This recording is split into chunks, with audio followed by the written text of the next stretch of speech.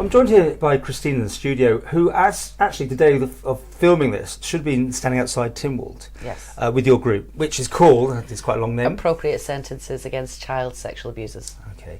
You've done a few of these. You know, you've been trying to raise the thing, but I'm sorry, but I thought things had changed in the Isle of Man. I thought sentences had been looked at and looked at, to alter. I mean, where are we up to then? The legislation, Sexual Offences and Obscene Publications Bill, has went through the MLCs and is going through the House of Keys. I haven't been provided with a date as to when that happens.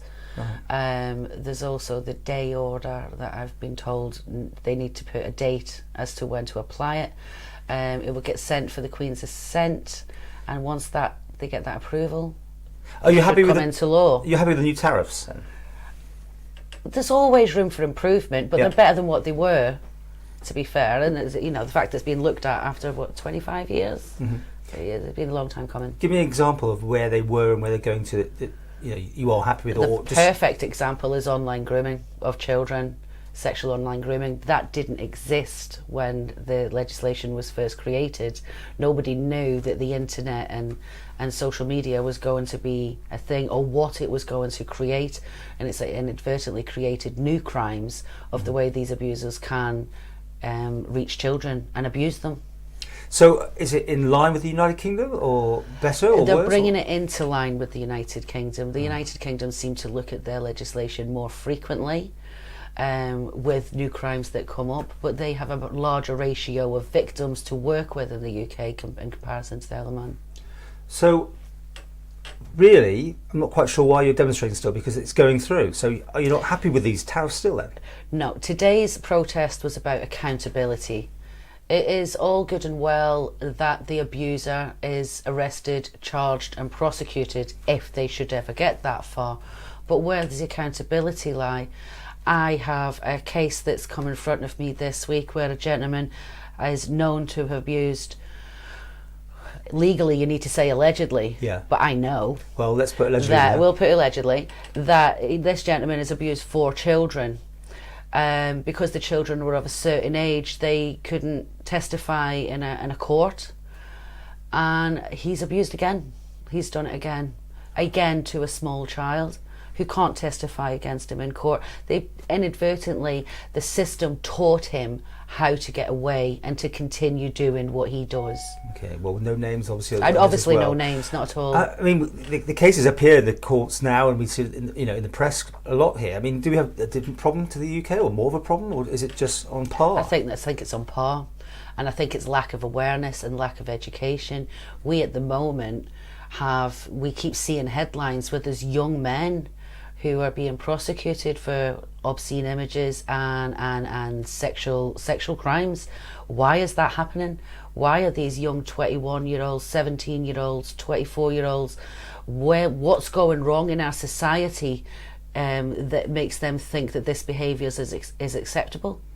And so there's so many underlying things. There's education, there's so many things. It's not just about getting that abuser in court and ensuring that they're sentenced, but why are they in there in the first place? Why are they committing these crimes in the first place? We need to look at that, and that's a societal issue.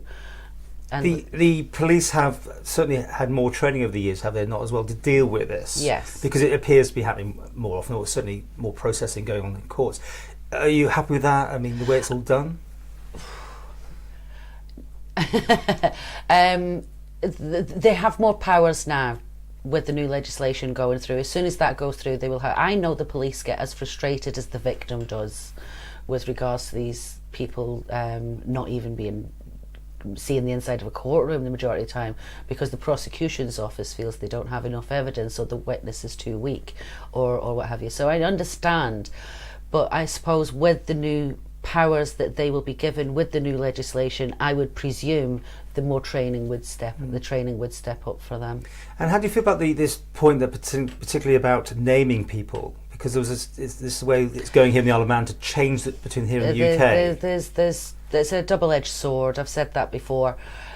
You've got one scenario where if you name the accused publicly, there is the opportunity to provide the other victims, if there should be any, strength The in fishing that. trip, though, isn't it? It is can a be, bit of a potentially. fishing trip, yes, but it provides those victims with strength Yeah. to be able to come forward if they weren't aware of any others. But you get the Cliff Richard But you situation. get the Cliff Richard situation. Yeah. So it's what we need to do is find out why the abuses are happening in the first place and protect the victims, more importantly. I know you've got lots of experience, and I don't go to that, but if people are watching this today who something that's come up in their past even, should they still be thinking about taking it to court and prosecuting it?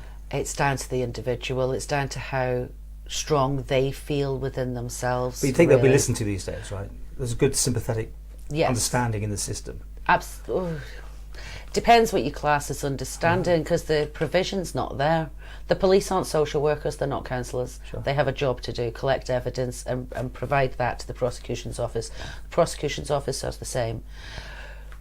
To be able to enable a victim to be able to feel secure and safe in providing evidence to take these abusers off the street, there needs to be a system in place, a structure that supports them, guides them, and cares for them, whether it be mental or physical health.